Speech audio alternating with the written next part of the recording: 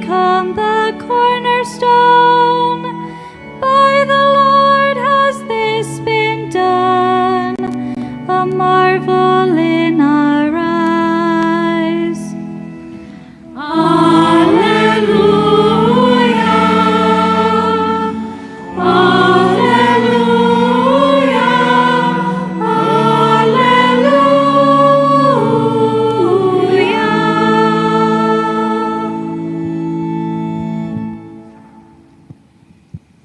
The Lord be with you. A reading from the Holy Gospel according to Luke. At daybreak on the first day of the week, the women who had come from Galilee with Jesus took the spices they had prepared, and they went to the tomb. They found the stone rolled away from the tomb, but they entered. They did not find the body of the Lord Jesus. While they were puzzling over this, behold, two men in dazzling garments appeared to them. They were terrified and bowed their faces low to the ground. They said to them, "Why do you seek the living among the dead? He is not here, but he has been raised. Remember what he said to you while he was still in Galilee, that the Son of Man must be handed over to sinners and be crucified and rise on the third day." And they remembered his words. Then they returned from the tomb and announced all these things to the 11 and to all the others. The women were Mary Magdalene, Joanna, and Mary, the mother of James. The others who accompanied them also told this to the apostles, but their story seemed like nonsense, and they did not believe them. But Peter got up and ran to the tomb. He bent down and saw the burial cloths alone. Then he went home, amazed at what had happened. The Gospel of the Lord.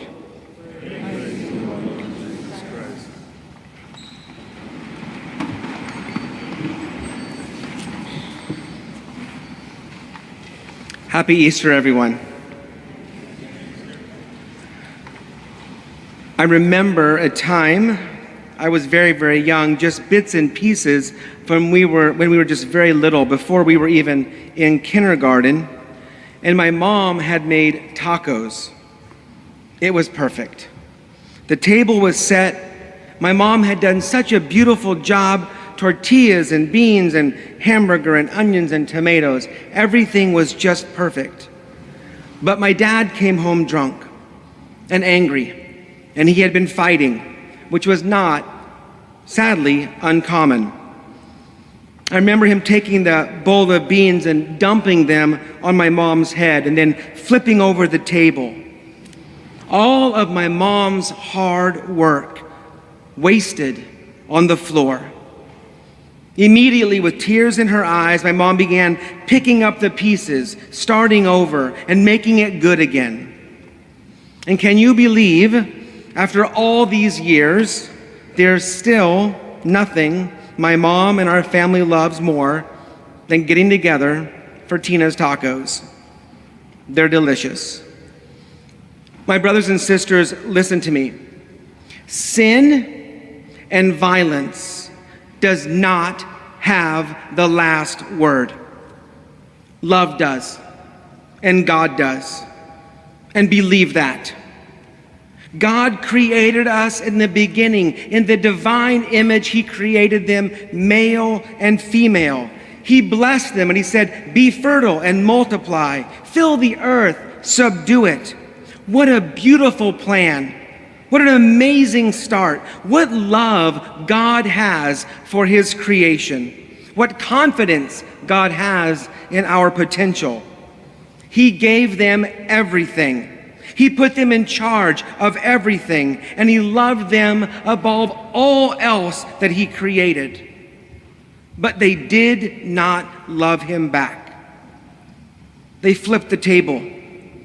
They disobeyed. They ate the apple. It came crashing down, and they were lost. We were lost.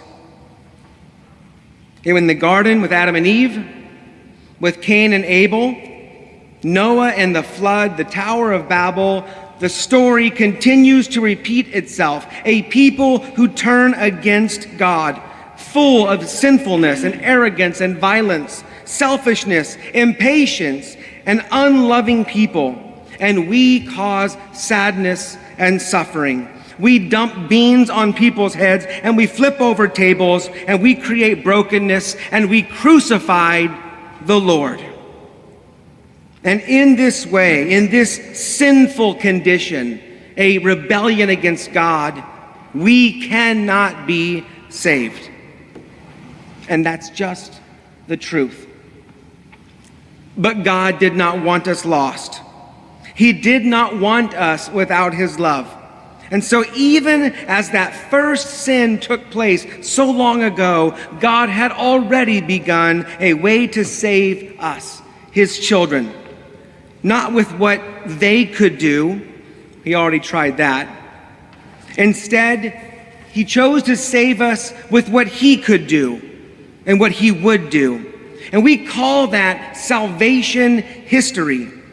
We heard that in all the readings that we heard today. It's the story of how God cleans it up again, how God makes it right again, how humanity continues to create brokenness, but God continues to love us. With Abraham and Isaac and Jacob, we heard the call of Moses leading the Israelites out of Egypt. From King David and Solomon to Isaiah the prophet, through whom the Lord said, "My word shall not return to me void, but will do my will, achieving the end for which I sent it." Jesus is that word that came forth. And the salvation of unworthy, broken souls like yours and mine is the end for which it was sent. With Mary's obedience, who said, "Let it be done to me according to thy word," and Jesus' obedience, who said, "Father, if it is your will, let this cup pass from me, but not my will, but yours be done." It was Jesus' obedience, even to death on the cross, that paid the price for our disobedience in the garden and our disobedience even still. But my brothers and sisters, that was Friday. And today is Sunday. Death could not hold him. Sickness and sadness and brokenness and pain and suffering could not keep him down. On the third day, he rose again. Death will not have the last word. Death has no power over life. Darkness has no power over light. And he is risen. Amen? He is risen. Our Lord is truly risen. Alleluia, he is risen. Not just for his sake, but for ours. Ours who believe and enter into the waters of baptism. Somehow, some way, through Jesus' obedience, we who, although are disobedient, can still achieve the righteousness of God and hope in salvation. All of human history unfolded to this very moment that we celebrate tonight.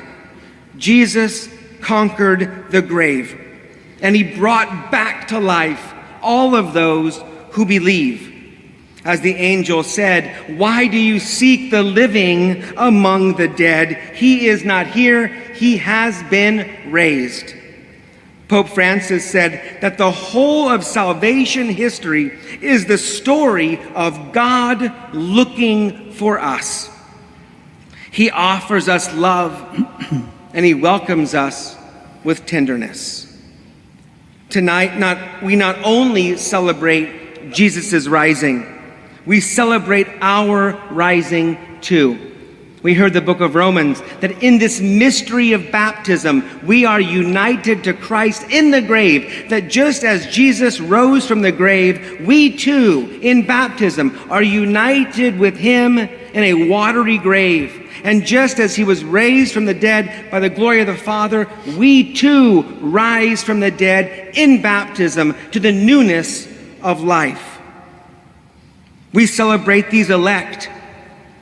We celebrate those who would enter baptism, and candidates tonight whose baptism is brought to completion in holy confirmation. God still looks for us. Every one of us, God is pursuing us with immense love. He offers us love. God still welcomes us with tenderness. Love and life still conquers sin and death. Believe that. Tina's tacos are the proof.